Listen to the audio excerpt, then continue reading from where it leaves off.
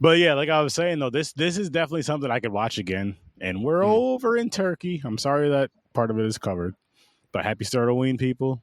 Mm-hmm. And tonight we are basking in Turkey. And this film here, man, oh man, Trevor. This film another here, weird one, didn't I? It's another weird, wild one, but it was good. It was like, good. Like I really had a good time with this movie. Not a good time like that. It was a good movie. It was a good story, mm-hmm. and it was just crazy gore. Like, talk about gore. For those of you who enjoy like a gory horror film, which I do, Mm-hmm. you guys would like this one. But this one also has like a good story tied in with it. It's just crazy. Yeah. It's crazy. Interdimensional stuff. Yeah. And I want to say this really.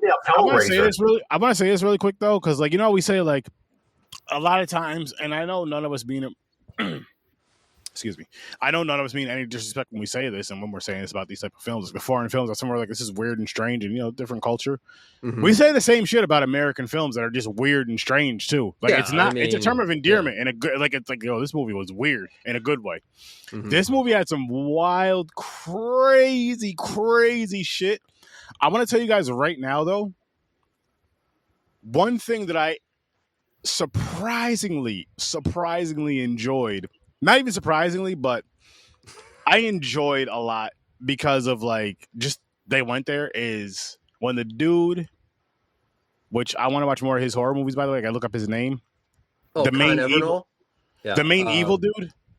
Oh, the main evil guy, the little guy or the big guy? The little guy, yes. So little guy. Real quick. Yeah.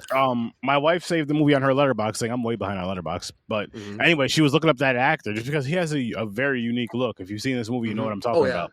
Mm-hmm. And anyway, he has a few other horror movies, so we may be diving into those for STURD-O-WEEN, because I was like, I want to see more of his work because he is really good. Like he has the look for this type of film, for horror in general. No disrespect when I say that. I know he has like I've looked up. I get what my wife was reading about. I guess he has like a disease or something like that. What you would call it? That's why he looks the way he does. It looks like a form of dwarfism. But at the same time, his look is awesome for horror. Like no disrespect. That's a term of it. That's a compliment. Well, I mean, look at Michael Berryman. We never really talk about Michael Berryman in that way, but Michael Berryman actually he looks the way he does because of massive birth defects. Hills Have Eyes. He's seen Hills Have Eyes. Yeah, right? Hills Have Eyes. And he's honestly, I mean, he's constantly working nonstop. Like that. When I was watching this movie, I was like, if this guy was in The Hills Have Eyes or Wrong Turn, again, no disrespect, perfect. Oh, but this right here was dope though, because with the look, and then you go with the cultural stuff, the folklore and the cultural. It's a different type of fear. It's a different type of scary. It's a different type of just wow. A lot of the imagery is there's a lot of stuff going on here in imagery. But before we jump into things, I wanted to just a little bit about the history. So Ken Evernall, who's the director, he's directed a couple other films, Ghost House maybe, or Keep House, I forget, but also The Girl Without a Mouth, and they're mildly horror oriented. But Baskin was originally a student film. There's a short version of the film, and it caught on as far as horror and science fiction film festivals, especially in Europe. And he's not named anywhere, but Eli Roth was a humongous fan of this. And the director was talking to Roth, and Roth basically said, hey, I think you could do a lot more here and make a full film. And let me see if I can pull a few strings. So Eli Roth is pivotal, without being named, in getting this from a very popular short film on the circuit to being a full-length feature film. And it was shot very, very quickly. It was like a 7-week shoot, 27 nights in a row. They did a great job, though. Yeah. Did it remind you of Hellraiser a little bit? So this is there's an I element can there see why. because you're with interdimensional evil. And then sex scenes, like it's The like sexual, yes. the demon, like all the bloody people or fucking sexual stuff, and I'm like, what the fuck? I'm like, this is crazy.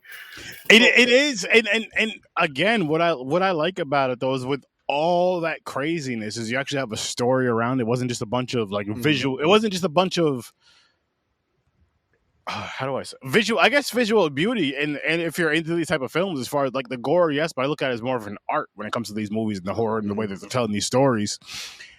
And you're just like acting. that, yo. Oh yeah, keep going. I'm sorry, but no, the acting in this movie.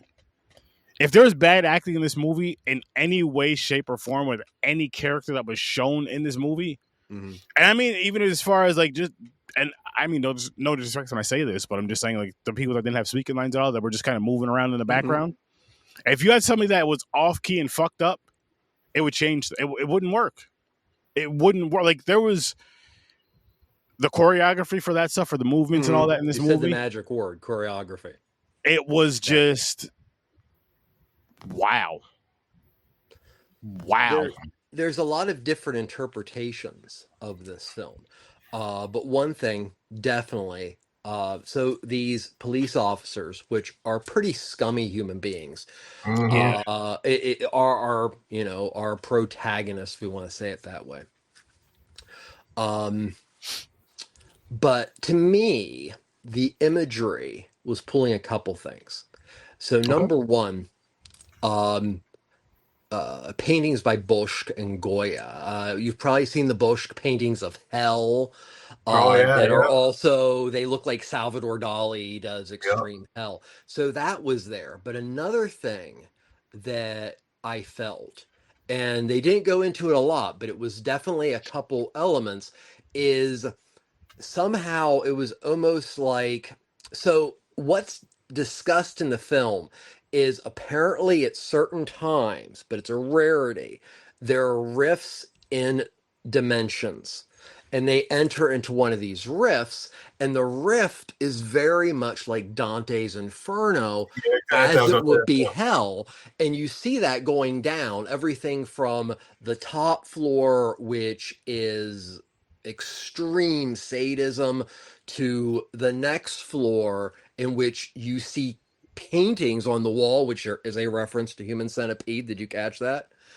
And then by the time you get down to where the people are being butchered, everything stops and you are now on the final level. So I think it's definitely making a connection there. Yeah. So I got a question for you about this movie. Speaking of the story, so do you think the one cop that survived at the end, you want to say survived, is he the only one dying and it's like a time loop? Bingo. Right? It's an interdimensional loop, and at a certain time, I mean, it doesn't say how long. It don't. The little guy just says that, every once in a while, and guess what? You're the lucky people. And forever, how long, they're just going to be stuck in that interdimensional. Because now the thing is, the question is though, because there is a first group of police officers, so it makes you also wonder if the rift is done in such a way that for each group there is going to be somebody that starts the circle. I mean, this is another thing that's really fun about this film, is it does straddle all these genres. And one of the genres is fantasy and science fiction that make this so much fun. Now, as you see that, it's obvious when it happens because the camera work, and this is freaking phenomenal, by the way, but they're driving down the road to meet up with the other police officers. There's something going on. They're familiar with this area. And you see the camera when it turns over. That's when they've entered the official rift. And that's... okay. And then that's when things start, like the discussions between the boss and the his cousin, I think. that they're talking, because they probably do know that they have some kind of psychic connection, and they probably do know their mediums. But when they go into the rift, that ability to communicate is put on high. Mm-hmm. So all those scenes between the boss and him it's them communicating as much as they can separately while all this shit is going on. Yeah, because they kept clicking back like they're in the diner again. Yeah, and it's like the little, I wish I could remember his name. The little eye goes, kills the two guys, and like that. It's like, I got two of you. Yeah. It's like, this is my lucky day. I have two people who are most likely psychics or mediums. This is going to be fun. Yep. Yeah. But no, the Hellraiser comparison is excellent, especially in the connection to hell in itself, but also the sadomasochism, which, God bless Clive Barker, freaky little dude, but genius. So, yeah. I was gonna say, agreed. What did you think was the most grueling thing you saw in this film? Oh, that's hard. It does a lot of crazy stuff in it. Honestly, I would have to say the eyeball scene. And I say that because everybody else, the guy killed. He took out. But this guy, he stabbed his eyeballs out. So you're still alive. You're bleeding out of your fucking eyes. And then to top it off, and then to top it, you're forced to have sex with somebody. So it's like you're being taken advantage of. Actually, in a sense, you both are, because this other one, I don't know what type of spell this other person is under or whatever. You know what I mean? Once they get to that point of, because they kept saying open your eyes and open your heart, or open your heart to I can't remember the guy's name. I'm sorry about that, but Badu. Badu. You talking about the evil guy or the guy who eyeballs out? Eyeballs out. The one who they kept telling open up his heart and stuff. I forgot his name. And I'm just like, it's kind of that. It's kind of a reverse in the element of, because you are looking at what is basically Dante's Inferno. It is basically interdimensional hell. That very much is something one would say about the other side. Come to so-and-so. Come to show your real self. You can do this. You are the one. Mm-hmm. Yeah, it's a play on that. So interesting. Yep. Interesting. Yep. Because he's giving them encouragement. I mean, this isn't necessarily slaughter for slaughter's sake. No, he's like, come on, open your heart. Come be one of us or whatever. And I'm like, damn. So that's all that guy wanted. Basically, he's torturing you just to open up, to show your real self. You never know. It's an interpretation for this film. I mean, because I wish I could remember the name. Was the name Bolo? For the little gentleman? I think so. Okay. Bolo. I think it's Bolo. As an actor and how this, as an actor and how his part was written, there was such an element of sarcasm to it that, I don't know. I wouldn't say it made it crueler. It was Baba. There was like a cruelness to it, but there was also this element of like, you can do this. This is your destiny. This is, so he had this weird evil villain, but also he was kind of a cheerleader. It's a very bizarre film. I like the part where he has that thing with a mask, or was it like a goat person pointing the step stool so he can stand up and be eye level with the people? Yes, that was hilarious and awesome.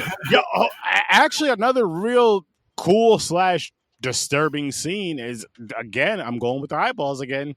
After he pokes the guy's eyeballs out and lets the blood drip out, then he sticks his tongue in the eye socket. He's like it's crazy. Was wild. I was like, I wasn't expecting that. I was like, oh my goodness, holy shit! And I couldn't turn away.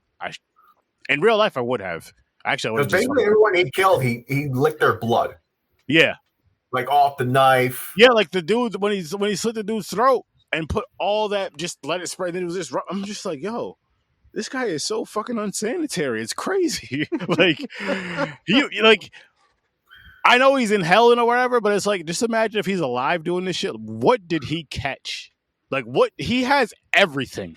Like, you touch him, you're catching everything. Yeah, he's just drinking random people's blood. Yeah, and that's what I was getting at, is because it's not like he did it to like one or two people, or it's like, okay, the chances. I'm not saying it's unlikely, but the chances are a hell of a lot lower if you do it to say one or two people. But easily, you could see that he's done it.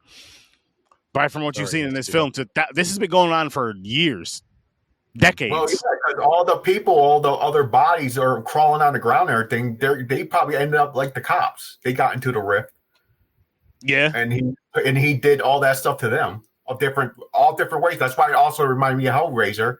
He had twisted how to kill each person. Mm-hmm. Yeah, I'm telling you right now, if it had what are they called, Cenobites?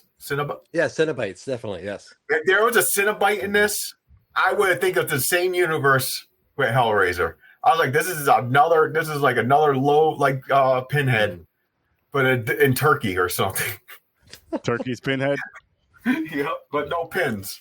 But that character. You know what though? I'll say this, and if you're mad at me, I don't really give a fuck. But this is better than Hellraiser. Way fucking better than Hellraiser. Oh yeah. Way better than Hellraiser.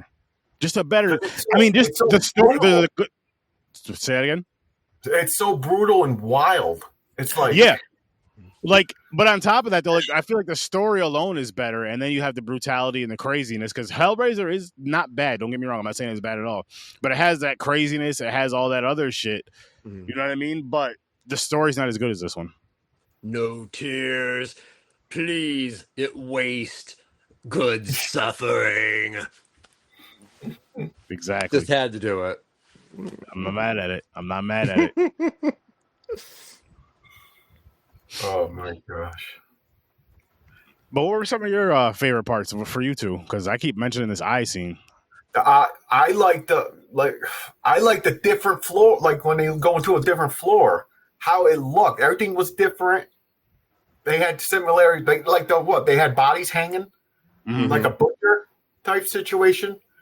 Then they had the one where they're all on the ground. It looks like they're covered in shit and blood. I don't know. Oh yeah, most likely yes. Yeah, so they had like a whole bunch of them crawling. I'm like, damn, but the scenery, it was awesome in this. I liked each different style. And I like how they show you, like, the knife going in, like, and everything. Like, I was like, yeah, they want you to know what he's doing. Oh, this is a film, it was 2015, wasn't it? Yes. Yep. Okay. It is a testament to the power of practical effects. Yes. It was they did so good with it. Oh, yeah. Everything. It wasn't even overkill when he split the guy's stomach open and took out the intestine type thing. And that was more clean than I thought it was going to be. Like, you know how some movies are just like, and he throw it on the ground. It's like a big blop. Or this was actually like, that could be a real... It could be real intestine type situation. I'm like, they just did really good with that.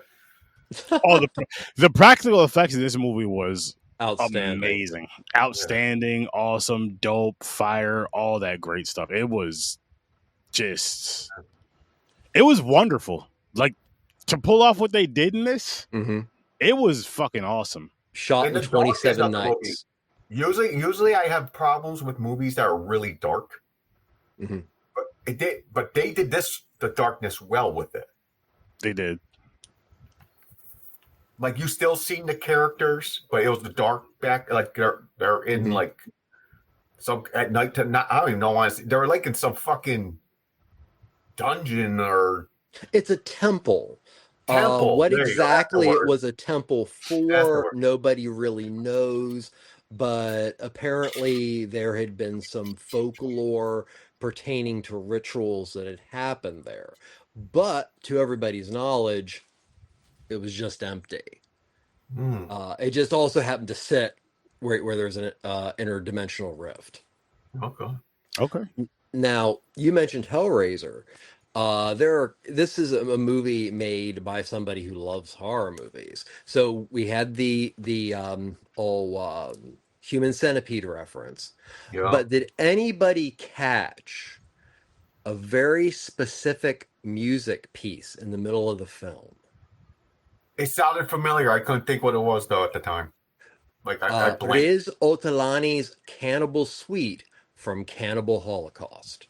That's where it is. I knew it was another wild movie. I heard that And song. it worked so freaking well, because when I'm watching this, and it's the first time I caught it, I'm seeing all this horrible stuff, but my mind goes back to Cannibal Holocaust, and I'm thinking about those scenes, and it's just, I knew that just by the sound, like the music was playing, I was like, this music is kind of crazy. I was like, yep. I thought I heard this in another wild movie I seen. I just can't remember. I forgot it was Cannibal Holocaust. It's a huge reference, and the way they use it in that scene, because the scene is like the most prolonged element of you seeing what the bottom of hell is like, and it's the music is used in Cannibal Holocaust at a time you watch these faux journalists get ripped to shreds.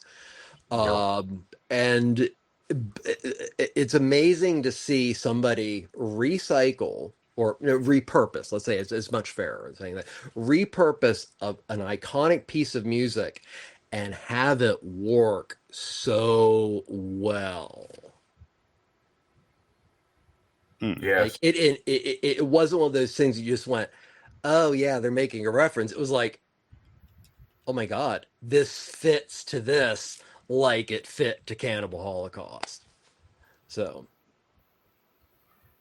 yeah, it was I didn't know what to expect with this. I suspect. I watched it in a car, like I said before the show. I had no time because I didn't know how busy wakes and funerals are. Yeah, meeting up with family and everything. It was constant. I had no time to watch. Even when I was so tired when I got back to the hotel for the first day, Monday night. I was so tired I couldn't stay up to watch it. I was sitting. I was this like, is I gotta definitely watch not the movie to sit there on your iPhone at awake and watch. So no. So I waited. I was like, I need to watch this movie. I was like, we're driving home. It takes over 3 hours. I was like, it's an hour and almost hour 40. I was like, I can watch it driving home because it's boring looking out the window all the time anyway. But I wish it was. I'm not going to ask the logistics of how you did that, but I'm happy you're still alive. So I had one headphone in so I can still hear my wife as she's talking. She's listening to an audio book. I got my phone just in my hand like this, just watching it. I'm like, That's it. That's how I watched it. I wish I watched it on a regular size screen though. Because I'm going to tell you this right now, James. Watch it again, and you'll get a different type of feel for it. Because seeing all that shit on like a TV screen compared to it's just different. Yeah, the screen is small. I'm sitting there. I'm like, man, I wish this was a bigger screen. It is different, man. It is like holy shnikes different. I'll definitely watch it again. Yeah. Now, one thing I will say, outside of Cannibal Holocaust, I think it's very, very important because it really was a movement that really brought practical effects to the forefront again, is this film, 2015, in my opinion, was very, very influenced by French Extreme. Martyrs, Collier, the films of Gaspar Noé. Oh my goodness! Oh yeah, Martyrs. Trouble Every Day. It's the film is there's a grittiness, and there's a grittiness that you genuinely feel like you are just driving down the road to doom, and they did it in a way that I'd really only experienced it in some of the extreme French cinema of the 90s and late 90s, early 2000s. And so it's definitely a love letter to that, and it does it so well. So good. This is another movie that I never heard of, and I'm like, how did I not hear about this one?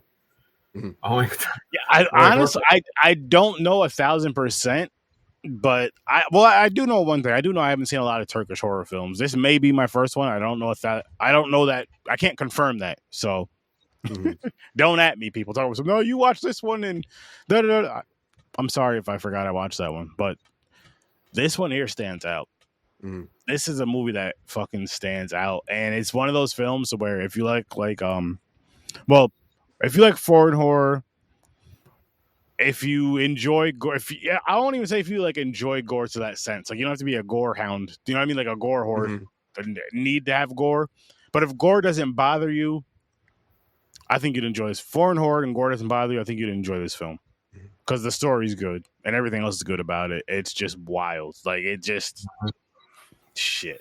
Once it gets going, it doesn't like within which I enjoyed it, from start to finish. But once it gets going within about the first 30 minutes when it really picks up.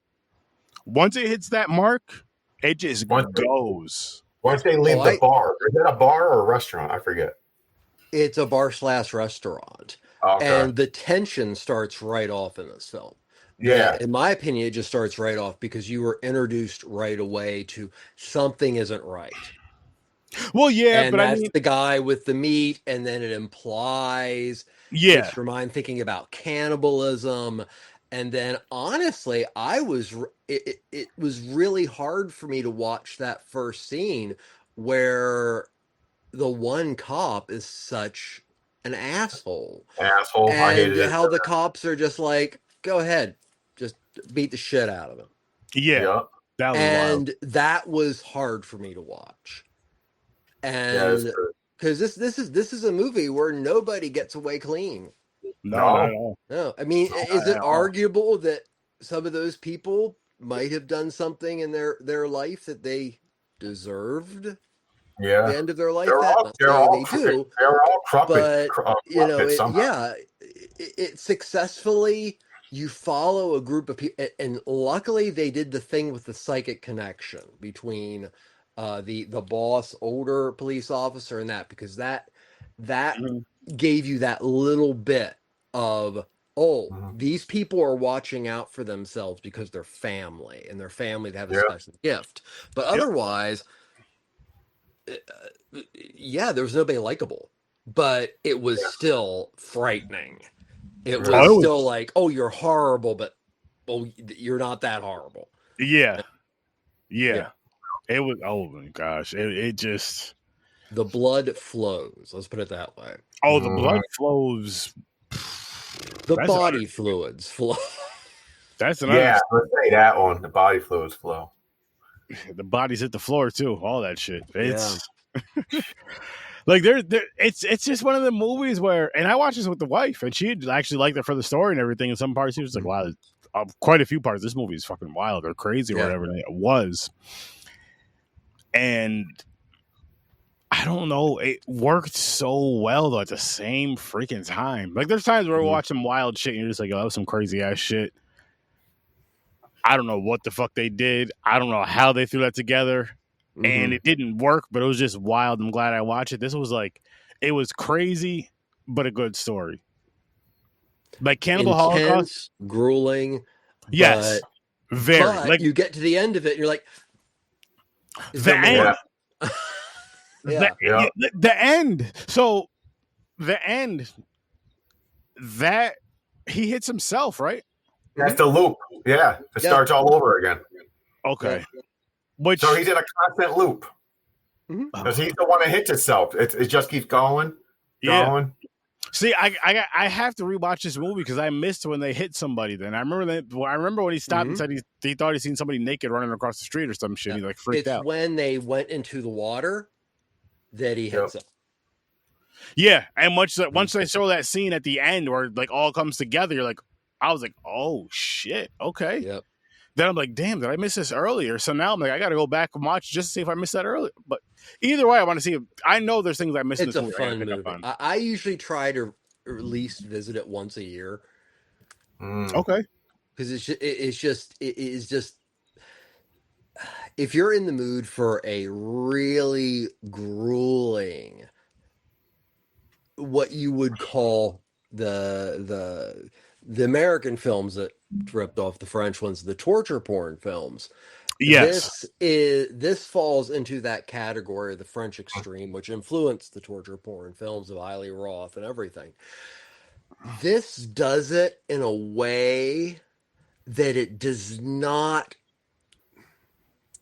It seems so integral to the story. Mm-hmm. And you're grossed out, but you're grossed out in a way like you get to the end and you're not like, oh, thank God I made it. No, it was like, okay, I really would love to know what happens next. Yeah. You know, how does all this work? And I got to give him credit that, you know, even though this film did very, very well internationally, and the film, I think the film's like pushing like an 80% on Rotten Tomatoes still. Wow. It is considered this Con Everall's best film. I didn't get time to watch his other movies, but I want to because he's definitely talented. Nice, yeah. Oh, what was I gonna say? Oh, let's dive into our ratings really quick. Cool. Oh yeah. I'll kick it off. I gave this movie an 8. I really had a good time with it. Again, the story was really good, and again, if you're into foreign films, and I won't even say again because I like gore in horror movies, especially when it's like the violent type of horror movies. It's not always needed. I'll say that, but it doesn't bother me. But if you're like that, if it doesn't bother you, check this film out. Check this movie out because again, great story, great visuals, beautiful cinematography. I love the freaking lighting in this. I say this all the time. I love the red lighting in horror films when it's done right. And this was done right. Influenced, yeah. And I also it was Bava like and Hellraiser together, yeah. And it was like a light. There was like a light bluish lighting earlier in the movie too that I was enjoying. I was like, yes. There's just something about lighting, like where it's the different shades and different colors. Like this is important. That they're saying something with this scene because it's not throughout the whole film. It's just like right here, and right here. But I gave this one an 8. What about you, James? All right, so everything you said, like it was a good story, beautiful to look at. The scenes are awesome. The gore was a lot, but not like just squirt. Like it worked. It worked with the story. It went with the story. The practical effects, the special effect, everything just worked with this movie. And I watched this on my phone. Yeah, small screen. I'm giving this an 8.5. I got to watch it again on a bigger screen because it might be a 9 or a 9.5. I really enjoyed this movie. I enjoyed it a lot. I like that. How about you, Trevor? I'm going to give it a solid 9. The first time I saw this film, I was madly in love with it. I actually own. There is a version via Severin now that is US, but at the time I went ahead and I got the Severin that was only going to be released in Europe, as I love the film so much. That's awesome. I would also say, and there are some films I need to get caught up on, but you know, as far as 2000 teens films, I would say it's easily in the top 10, if not 15 horror films of those 10 years. That's awesome. Nice. It was a good movie. It was a really good movie. And again, I'll say it like this. If you want to watch a really good horror movie and you don't mind gore and subtitles, check this movie out. That's going to make you think afterwards. Check this movie out. Yeah. Which because is a sign of a great film. I mean. So until the you see the loop, like at the end he hits himself, they even had elements of when he went manic in the bathroom, and they were like, "What the fuck is wrong with you?" So it starts making you think: is this his craziness? This is not happening, or it's just in his head? Then it gets to the hell you're going through. You're like, "Wow, this dude is tripping balls if he's seeing this. If it's like if it's in his mind." But then the loop, then you see him get hit himself. Then you're like, "Oh shit, it's a loop." Yeah, I was like, "This is basically hell." You're repeating this shit all the time. Seeing all your friends die, your relative, uncle, or wherever you are. And that's another thing too with this one too. With this one too, James, what you just said is it's like it adds on all that to the story. It adds all that into the story to where like you're interpreting it one way in the beginning / middle, and then the end you're just like, oh shit. No, this is just a loop for him. And then I want to go back to like all the wild and craziness that's going on. Mm-hmm. It makes sense, and here's why. It takes place in hell. Mm-hmm. Well, actually, I wanted to touch upon one thing. I'm surprised you guys didn't bring it up yet. The quantity of frogs and what the meaning of frogs are in this film. Yes. Symbolism. Yeah. So, okay, in the Old Testament in Revelations, there is a passage that says about, I think, 2 or 3 frogs coming out of a person and being demonic. That's like one of the few really negative aspect of frogs. So frogs in this movie specifically, this is what the filmmaker says, specifically refer to rebirth, fertility, and the cycle of things. In witchcraft, it is actually... frogs are the protectors of the dark. They are also the creature that goes between that warns you. So frogs are not all bad. In the Quran, frogs are protected and they are needed creatures. And the Quran says you cannot eat frogs. Wow. Among other things. So the frog is actually a very positive thing. Wow. But it is screaming at them. There's something bad coming. Turn around. Hundreds and hundreds. You just see a bucket. They're piling out of the bucket. Mm-hmm. And they're looking at the frogs like, what the hell? Mm-hmm. When they first got there, too, so the people were sitting on the side of the road or wherever that was, where they were at. They were acting weird. You're like, what do they have to do with this movie? You're like, what the hell are they doing? I'm like, okay, if they're in hell, so these people are in hell too? Is it like it's a waiting room? You gotta wait. They're gonna grab you. It depends where exactly. I mean, they're already into an interdimensional plate. I don't know exactly what I did get a very strong vibe of like, contemporary urban gypsy. Them. And there's, of course, always been a lot of superstition and also, yet again, with the frogs, being kind of the outline of, this is your last stop before shit happens. Yeah, because that it's like, werewolves and gypsies. The gypsies are there to tell you, don't do this, worry about it, shit's gonna go down, and of course you don't listen. I was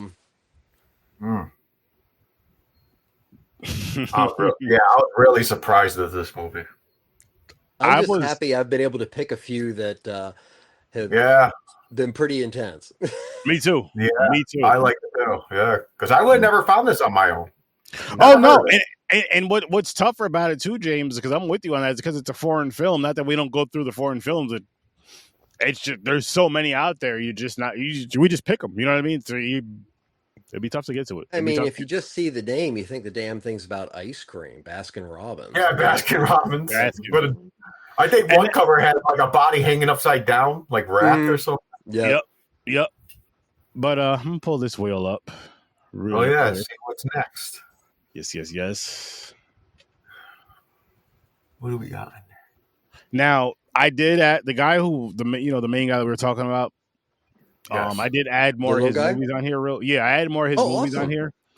One of them is a sequel. I think he's in part 2, but not in part 1. So if it hits either one of those, we'll just do those for the back-to-back days or whatever. Oh, I thought you said there was a sequel for Baskin. I was like, wait, what? Oh, no. It's for another movie. But he's in the sequel, so I'm like, I want to see it, but I have seen him in other movies. Well, actually, there's one coming up if we get this Quantum Devil. Oh, is that Mystics? And Quantum Devil. This is one of the movies I just added that he's in. So we're going to Quantum Devil. I've heard something about this. I never heard of this one. You've never seen it, Trevor? I haven't seen it though, but I've heard of it. Oh, that's awesome. Oh, look at that. First time watch for Trevor. That is awesome. Quantum Devil? Yeah. Oh, there's so much. I'm not. I have so much to catch up on. That's the thing about film and music. It always there's so much in history, but it's also making itself as you're doing it. So yeah, you never get caught up completely. Quantum. But never run out of movies or music. I was gonna say it's one of those things you're never gonna catch up, but it's like you're never gonna run out of, but you never want to run Devil? out of. Yep. Quantum Devil. Ooh. Yeah, I never heard it. The title makes you think like, what the hell is this about? Is it another time? They're going into the quantum realm or something? Like, what the hell are you talking about here? So yeah, that sounds interesting. So that's gonna be cool. I hope it's as good as this one. Me too. What country is that one from? Oh, we're still in Turkey. Yeah, Turkey. I'm assuming at least because that gentleman's in this movie. I could be 1,000% wrong. Oh, he could be a different type of movies. I can find that out though. He could be another movie. It was funded by Serbia and the United States. So technically it's a co-production, but the primary funder was the country of Serbia. Okay. Mm-hmm. Yeah. Or at least cold as fuck. Yeah. People who were Serbian film producers so it's a co-production. Nice. Serbia's near Russia and it's cold. Really, really cold. Didn't one of those vampire movies take place in Serbia? Or they like raid the Serbian town? Film? You mean like that's what they do? No, I don't know. I thought I heard someone say they were in Serbia because it was really cold, and then their town got invaded by, I believe they were vampires. It was like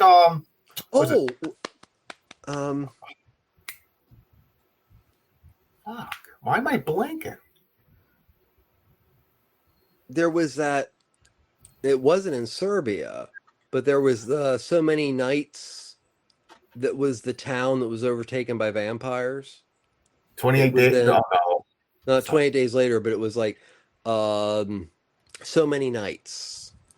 Because it was a comic book originally, and then it became a movie, and it was set in Alaska. Oh, that's okay. But that's where the vampires really come into the town, because it's based on it's darkness for so many days, and they just descend upon the town. Like, okay, it's feeding time. Yeah. Yeah, that's true. Yeah, it's a fun movie. Good graphic. Mm-hmm. What movie is that again? Oh yeah. What movie is that again? We can't think of the title. It's 32 Days of Night. 32 Days of Night. There you go. That movie is crazy. I highly suggest it's a violent vampire movie. The comic it's based on is really awesome. Wow. Oh, it's based on. Oh shit! No, it's based on a comic. That's cool. Mm-hmm. Yep. That's really cool, actually. It's a pretty big writer who did that too. Forget. Interesting. But no, it's one of those movies that as far as like going from the comic book to the film, I was pretty pleased with it. The comic book feels more claustrophobic. And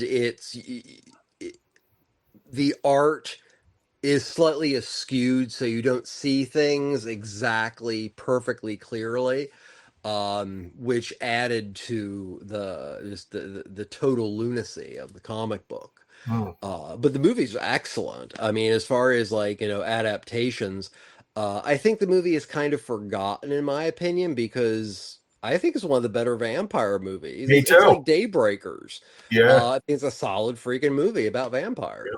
Yep. So. Violent too. Mm-hmm.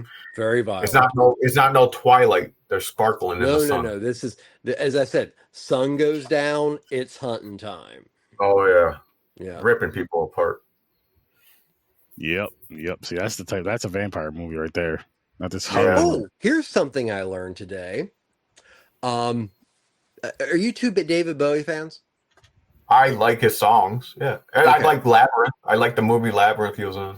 Well, somehow I totally missed, and literally just by seeing a reel, back in like 1990s, I think, there was an anthology series in Britain called The Hunger.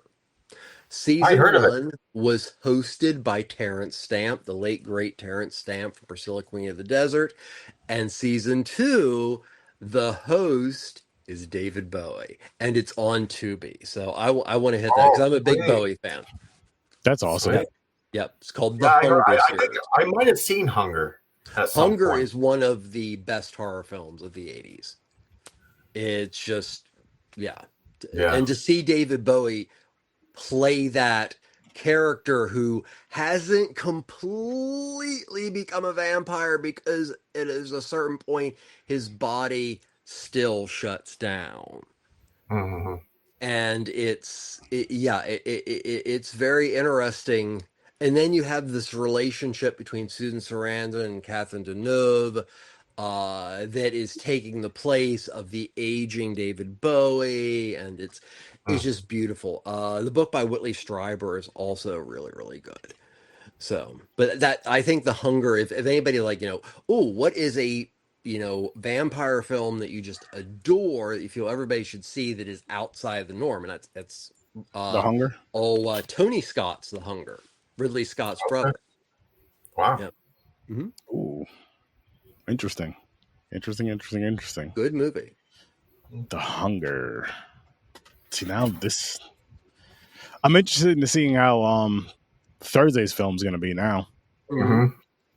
Oh yeah, I like so Hungry has kind of a weird history in movies. Has a very, very good, vibrant film community now, but for years it was the ultimate ripoff cinema. So, like the first horror film that was made, it's considered made in Turkey, was Dracula Istanbula, and it is just Dracula for Istanbul. But they also did a Star Trek that you can. It's very, very hard to find because it is just a flat out ripoff. They did the same thing for Star Wars. There's a whole series, and it's good of popular cinema that is just, you put the name like probably Terminator Istanbula, and it's considered some of the most coveted of the weird genre international cinema because Turkey just didn't care about copyright at all. It doesn't sound like they did. Spock is in Turkish Star Trek. Oh, wait a minute! Everything. See that? They're not something. Just a raid just happened in Turkey for something like that, for websites or something? For pirating. Didn't Turkey get him? Might be. I mean, actually, I heard something recently. So a country got one. I forgot what country it was. They got raided for piracy, like the copying movies to copyright and put them on websites. So you can watch it for free. China has always been doing that. Russia has always been doing that. As far as Turkey goes, it wouldn't surprise me. Actually, a majority of the physical media that you get is made in Poland or Turkey. Oh. Yeah, a lot's coming out of Poland. So, yeah, there's a lot of very, very busy manufacturing organizations in Poland that are creating Blu-rays, 4Ks, things like that. Yeah, there you go. Got Turkish Spock. I want to see this. If you can find it, more luck to you. I have never been able to find it. Just because of that, I'm like, I got to see this. That's funny. That's something. In the original Turkish films, so there's this. So Turkey Okay, so Mexico has El Santo. Turkey has Tarkan. And Tarkan is a big Hercules-esque kind of guy. And there is a series of films with Tarkan. And the hilarious thing is these films are like literally made with bubblegum and spit. They're just amazing. Like robots that are made out of cardboard with like spray paint but shit. you can find some of them. Mondo Macabro did release 2 Tarkan films at one point. But there's a whole library of utterly bizarre shit that was made in Turkey between like the late 60s into the 80s that is I do hope that eventually somebody gets around to releasing it because a lot of those films that I've seen in books since I was a kid going, I gotta find this. The ones that I've never found were the Turkish ones. Yeah, this is interesting. Very interesting.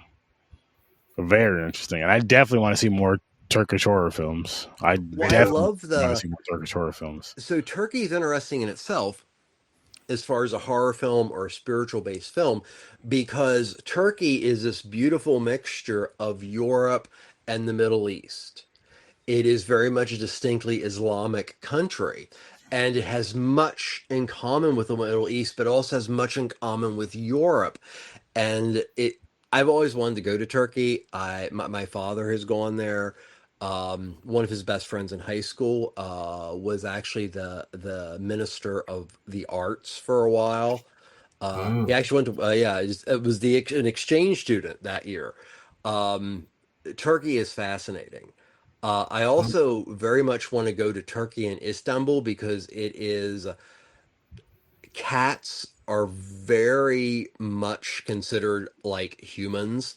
That there's even been several documentaries. Cats roam the streets and they're all taken care of. Every cat is, you don't fuck with the cats.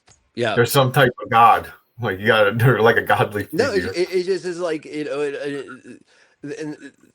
just roam the streets, and they're all very, very healthy because they're all getting fed and they're all getting taken care of. And there's a great documentary just about the cats called Kedi, Kedi, and it's just really cool because it just follows the cats around and to see how people interact with them, and the other side of Turkish cinema.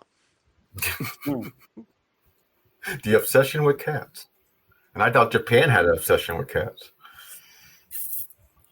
That's all the characters, like animes. That's what the characters are based off. Are cats. They're human. I read that somewhere. Well, anime has a lot of the morphing between animal species and human. Yeah, well, that's why they always had a bit of that. Because people already ask, like when you watch anime, they're like, "Why do they look like almost American?" Well, and the answer to that is quite sad. They draw them like a cat's face in a way, but made it human looking, and it just comes out looking like it's American dude there. The actual reason why that was a thing is that, and this is the part that really sucks, is a lot of that comes from the fact that even in Asia, the idea of having large eyes is very pleasing because, I mean, shit, the country was occupied for how long? Because the United States and Europe still set the beauty standard for a country that is Japan. Yeah. So that's one of the reasons why anime tends to have large eyes, because the large Anglo-Saxon-esque kind of eyes are considered a beautiful thing on somebody. And that's why anime has a lot of them. It's changed over the years and it's just become like an art. This is how anime is done, but that's some of the original concepts behind it. Johnny? It's STURD-O-WEEN. Tuesdays dolls that had 2 eyes. Yes, Johnny. Tuesdays and Thursdays. I know you're new to the STURD-O-WEEN thing, but it's every Tuesday and Thursday from September to October. That's one. And two. Have you seen Baskin? You got to send me your work schedule, Johnny, so I know what days your ass is off and what days your ass is, not off. So you can join us. That is a lot better. If you haven't seen Baskin, watch it. Watch the movie. Highly recommend it. If you haven't seen this movie, I highly recommend it. As a matter of fact, I'm gonna move it up to 8.5. Nice. No, I'm gonna move it up to a 9. I'm moving up to a 9. But I highly recommend this movie. I think you should check it out. Again, good story. It is gory. It's gory with a good story. How's that? And it's a foreign film. Gory was Baskin Robbins. Baskin Robbins. It's high tension. Hey, he was licking that reference to a film that actually has a lot of references in this film, which is Hot Tension. The Andre Aja film. Hey, he was licking blood like it was Baskin Robbins ice cream. Yeah. He sure as hell would. Like it was the freaking strawberry, like the strawberry syrup you'd pour on your vanilla ice cream or some shit. You're right. The eyeball thing when he puts his tongue in the eyeball, like the socket. I'm like, that was like that scene. That stands the fuck out. That sticks. That's like, that was wild. Oh, but I like shit like that. It worked for the movie though. Like it really worked for the movie. It worked for the story. And I say dive in head first with this one, people. I say dive in head first. Also, before we wrap this up, I just want to let you guys know what we're going to be reviewing on Thursday. The Quantum Devil. Which interesting. I can't think of how that would be. Let's see how this goes. So good. And you said this is a first part of 2 films? No, not it wasn't this one. It was another film that but the guy that was in this movie is in the Quantum Devil, and there's another movie. He's in the sequel. He's not in the first one, but I'm like, it wouldn't make sense. I want to see movies that he's in, but I'm like, I'm not gonna just watch the sequel because if it's a really good story, we missed that whole first movie. Well, yeah, it would be like it's gonna kind of suck. I mean, suck in the sense of it'd be like watching Hellraiser 2 because they're going, what the fuck? Yeah. Like I mean, even watching Hellraiser 1, Hellraiser 2, you're still going, what the fuck? What the fuck? Every one of them. You're like, what the fuck? Like, what's going on? Pretty much. But we're gonna get on out of here, though, people. I hope you guys have an awesome night. Make sure you guys go check out Ambassador Media. Make sure you guys check out Popcorn and Pints. Make sure you guys check out Horror Research 30 and all the people that you see connected and collabing with us and hanging out with us. Check out their stuff as well because they have some dope content. Johnny, again, let me know your schedule. But you see what we're doing Thursday, and I hope you're here for it. With that being said, everyone else, I'll see you in your nightmares. Peace. Have a good one.